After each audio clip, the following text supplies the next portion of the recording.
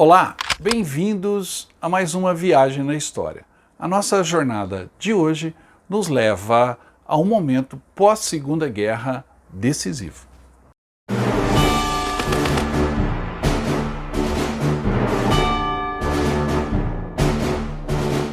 Soldados do Brasil, cumprindo o que prometera quando aqui chegou a primeira leva de feridos de guerra.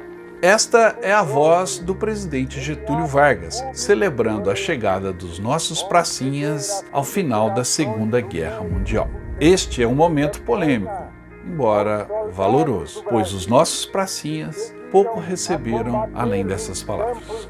Foram simplesmente desmobilizados ainda na Itália, Trazendo nas gloriosas cicatrizes o atestado da sua bravura. Essa talvez seja uma das páginas mais negras da história militar brasileira. A desmobilização dos nossos pracinhas, ainda na Itália, ou seja, chegar aqui numa condição pior do que saíram, é uma vergonha. Principalmente se observarmos o que aconteceu com outros pracinhas, os GI americanos, os pracinhas dos Estados Unidos.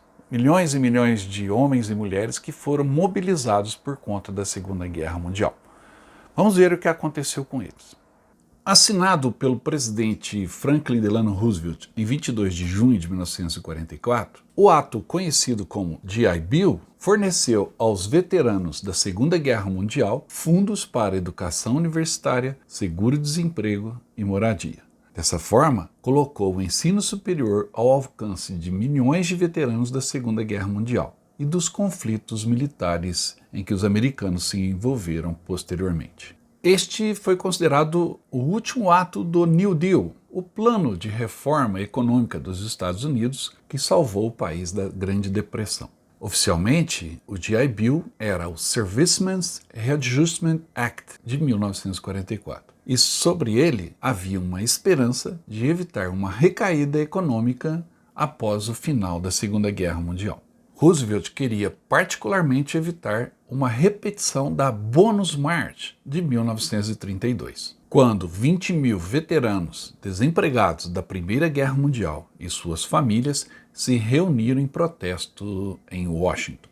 Esta marcha aconteceu nos anos após a Primeira Guerra Mundial, quando uma longa batalha sobre o pagamento de bônus aos soldados que haviam participado da Primeira Guerra ocorreu entre o Congresso e a Casa Branca. Os presidentes americanos Harding e depois Coolidge vetaram as primeiras tentativas de fornecer um bônus a estes veteranos. Cansados da discussão política em torno do pagamento desse bônus, em maio de 1932, veteranos desempregados organizaram um grupo chamado Bonus Expeditionary Force, a BAF, para marchar sobre Washington. Eram anos da Grande Depressão econômica nos Estados Unidos. E o objetivo do BAF era conseguir o pagamento do bônus, pois estes veteranos precisavam desesperadamente do dinheiro. Liderados por Walter Walters, os veteranos montaram acampamentos e ocuparam prédios em vários locais de Washington. O maior acampamento era uma favela em Anacostia Flats, do outro lado do rio da Navy Yard de Washington. No verão de 32, pelo menos 20 mil pessoas se juntaram a estes campos.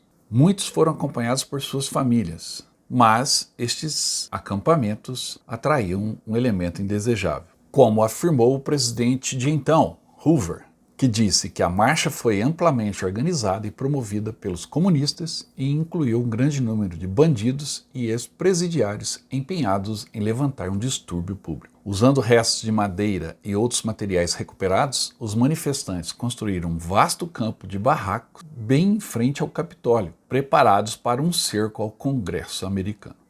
O Congresso tentou aprovar um projeto de pagamento imediato aos veteranos, mas isto falhou. No entanto, os membros do BAF se recusaram a fazer as malas, desmanchar os barracos e ir para casa.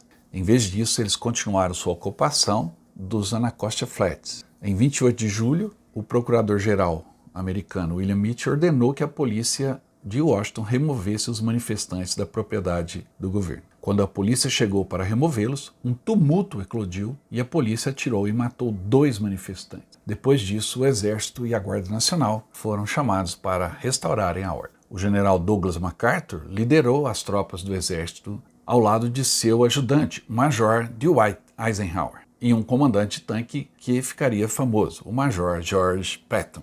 Sob as ordens do presidente Hoover para conduzir os manifestantes para longe daquele local, o exército se posicionou e assim que a ordem foi dada, as tropas avançaram com tanques, baionetas e gás lacrimogêneo para afastar a multidão de veteranos. Hoover 2 vezes enviou mensagem para MacArthur não cruzar a ponte. Este ignorou essa ordem e continuou pressionando o acampamento dos veteranos do outro lado do rio. Ainda estavam ali cerca de 10 mil veteranos, que foram expulsos pela cavalaria com tanques e gás. Em seguida, a infantaria incendiou os barracos e os hospitais de Washington ficaram sobrecarregados com os feridos. E as forças expedicionárias, os veteranos, foram dispersas definitivamente. Obviamente, a imprensa estampou manchetes como um espetáculo lamentável ver o governo mais poderoso do mundo perseguindo homens, mulheres e crianças desarmados com tanques do exército. Se o exército deve ser chamado para fazer guerra contra cidadãos desarmados, isso não é mais a América. Fica claro que as consequências políticas foram graves. Em plena depressão, era tudo que os americanos não queriam.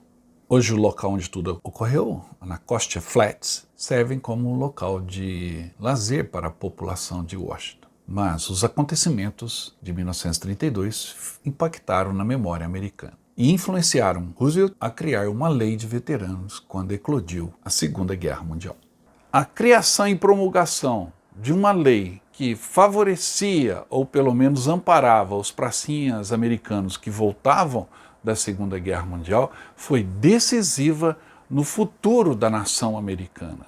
Dali veio a geração Baby Boomer, um momento de muita prosperidade no século XX, que acabou definitivamente com a crise originária da quebra da Bolsa em 1929 e que afetou o mundo inteiro, mas principalmente a economia americana. Este foi um momento crucial no futuro da nação norte-americana.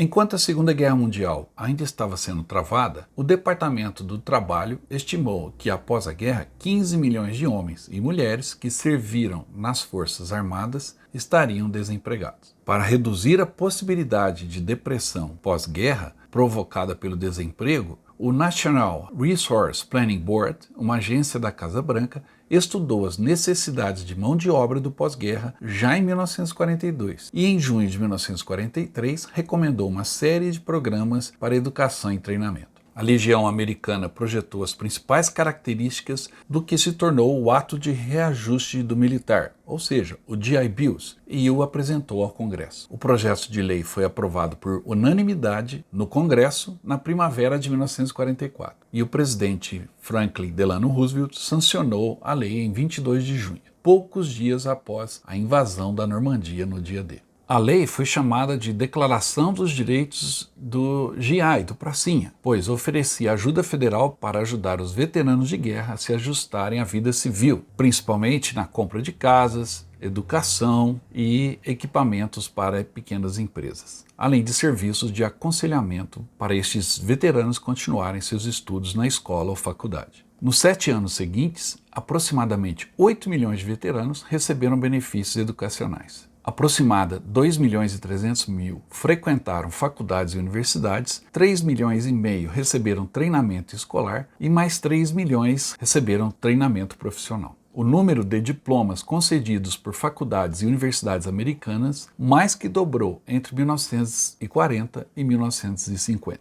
E a porcentagem de americanos com diploma subiu de 4,6% em 1945 para 25% meio século depois.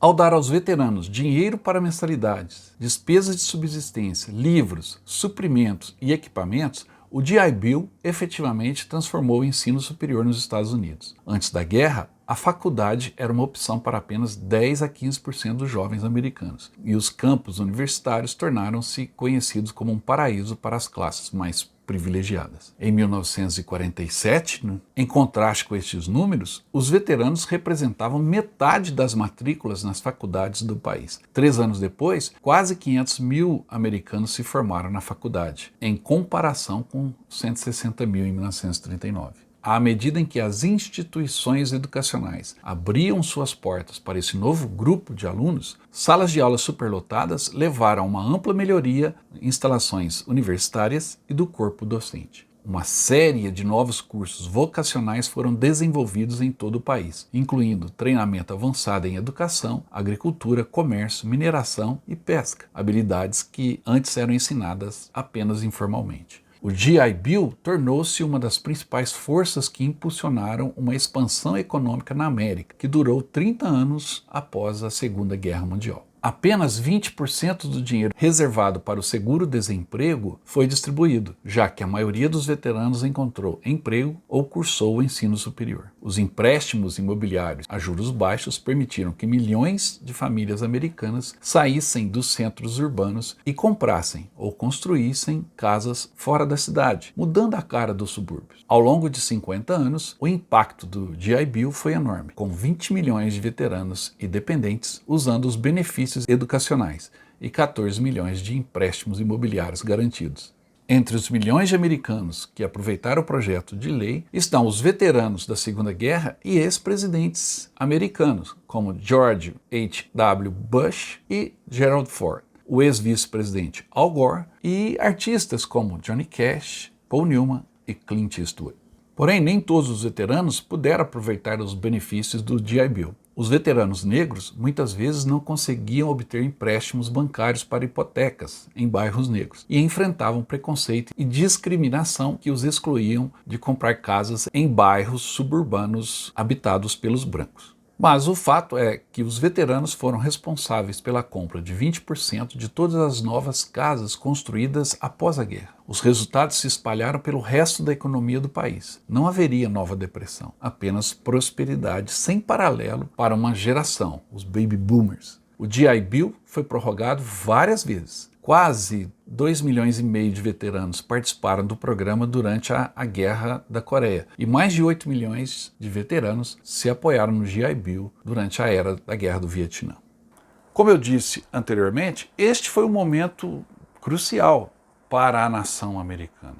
A partir daí, o American Way of Life se estabeleceu definitivamente e os Estados Unidos entraram numa espiral de crescimento e de impor costumes, regras e também um domínio militar no mundo. A maneira como os veteranos de guerra americanos foram tratados foi decisivo na construção do sucesso americano na segunda metade do século XX. E a reflexão em torno deste fato talvez seja o que fica desse vídeo. Espero que você tenha gostado. Se gostou, dê um like no programa, não se esqueça de se inscrever no canal e também compartilhar o nosso vídeo com os amigos.